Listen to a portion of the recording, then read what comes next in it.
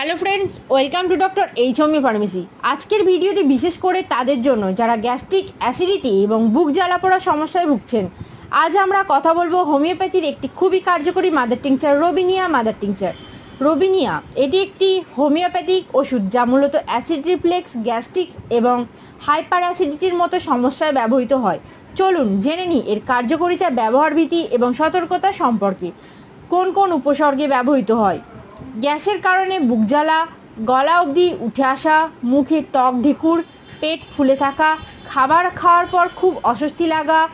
Robinia mother tincture সাধারণত পানিতে মিশিয়ে খেতে হয়। 10 থেকে 15 ফোঁটা অর্ধেক কাপ পানিতে মিশিয়ে দিনে 2 থেকে 3 বার, খাবার আগে বা পরে ডাক্তারের পরামর্শ অনুযায়ী। নিজ থেকে মাত্রা ঠিক না করে একজন হোমিওপ্যাথিক বিশেষজ্ঞের পরামর্শ নিন। গর্ভবতী বা স্তন্যদায়ী মা হলে অবশ্যই ডাক্তারকে জানান। এই ওষুধ উপসর্গ অনুযায়ী খাওয়া উচিত, রুটিন হিসেবে নয়। রোবিনিয়া মাদার টিংচার অনেক ব্র্যান্ড থেকেই পাওয়া যায়, যেমন এসবিএল, ডক্টর রেকোয়াগ, অ্যালেন ইত্যাদি। যে কোনো একটি বিশ্বস্ত ব্র্যান্ডের ওষুধ বেছে নিতে পারেন। তো বন্ধুরা, এই ছিল আজকের ভিডিও রোবিনিয়া মাদার টিংচার নিয়ে।